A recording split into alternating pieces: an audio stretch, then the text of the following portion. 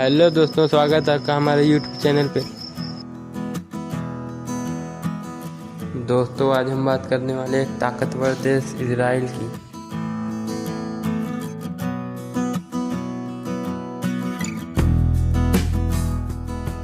दोस्तों, इजराइल दक्षिण पश्चिम एशिया का एक स्वतंत्र यहूदी राष्ट्र है जो 14 मई 1948 को ब्रिटिश सत्ता के समाप्त होने पर बना। ये रूम सागर के पूर्वी तट पर स्थित है।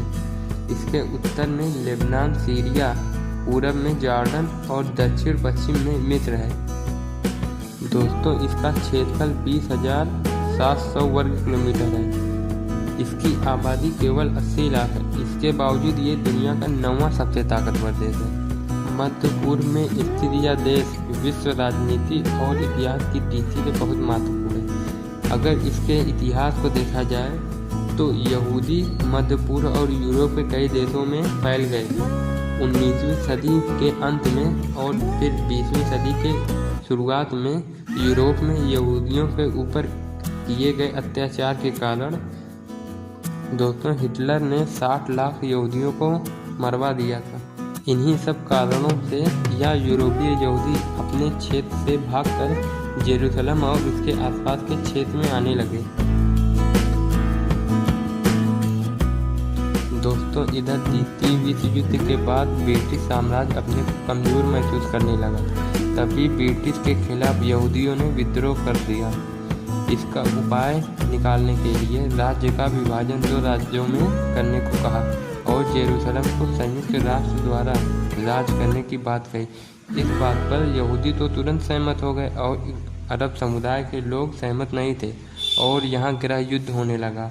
साल 1948 में ब्रिटेन की सेनाएं वापस लौट गईं। अब यहूदी और अरबों में खूनी टकराव शुरू हो गया। 14 मई 1948 को यहूदियों ने स्वतंत्रता की घोषणा करते हुए इजराइल नाम के एक नए देश का ऐलान कर दिया।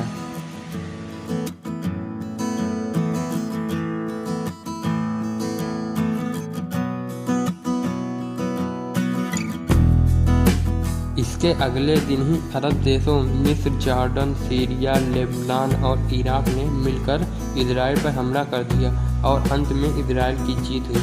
इसके बाद 11 मई 1949 को संयुक्त राष्ट्र की मान्यता प्रदान की गई इजराइल को।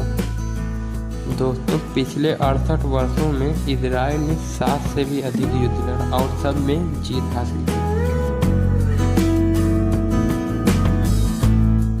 दोस्तों, ये तो था इजराइल का इतिहास। अब आइए आधुनिक इजराइल को देखें। दोस्तों, 1972 में म्यूनिख में हुए ओलंपिक में फिलिस्तीन के आतंकी संगठन ने स्टेडियम के बीच इजराइल के 12 खिलाड़ियों को मौत के घाट उतार दिया। लेकिन इसके बाद इजराइल ने इसका बदला लेने के लिए अपनी खुफिया एजेंसी मोसाद को जिम्मेदारी दी।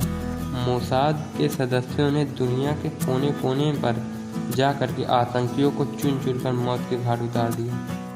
यह ऑपरेशन 30 सालों तक चला। ऐसी एक घटना 1976 को हुई जब तेल अवीव से पेरिस जा रहे इजराइल के एक हवाई जहाज का फिलिस्तीनियों के आतंकियों ने अपहरण कर दिया और इसे युगांडा ले गए।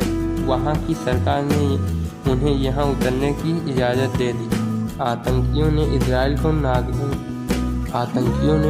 के नागरिकों को छोड़ने के बदले में अपने साथियों को छोड़ने को कहा, लेकिन इजराइल की सरकार ने ऐसा न करते हुए अपने कमांडो को युगांडा भेज दिया, जिसके बाद सबसे खतरनाक मिशन को अंजाम दिया गया। इजराइल के कमांडो और मोसाद के सदस्यों ने मिलकर सभी आतंकियों को मारा और सभी नागरिकों को वापस छुड़ा।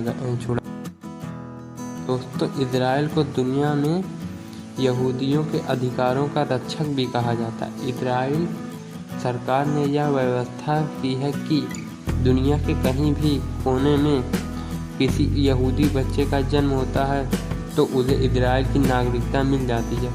इजराइल दुनिया का एकमात्र ऐसा देश है जिस पर कोई देश मिसाइल हमला नहीं कर सकता, क्योंकि यह पूरा देश एंटी मिसाइल सिस्टम से लैस है। दोस्तों, इजराइल एक ऐसा देश है जहां प्रत्येक नागरिक को सेना में शामिल होना पड़ता है। लड़कियों को कम से कम 2 वर्ष और लड़कों को कम से कम 3 वर्षों तक सेना में रहना पड़ता है। दोस्तों, इजराइल दुनिया का एकमात्र ऐसा देश है जहां जीवन हिब्रू कैलेंडर के अनुसार व्यतीत होता है।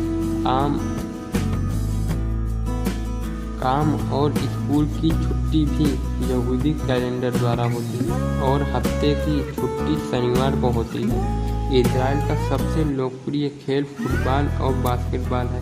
दोस्तों, शतरंज इजराइल में एक प्रमुख खेल है और सभी उम्र के लोग खेलते हैं। दोस्तों, इजराइल भारत का एक अच्छा दोस्त भी है जो हर मुश्किल वक्त में भारत का साथ देता है। इजराइल के मौजूदा सदर बेंजामिन नेतन्याहू हैं। दोस्तों, इस वीडियो में बस इतना ही। वीडियो पसंद आए तो लाइक करें और चैनल को सब्सक्राइब भी करें।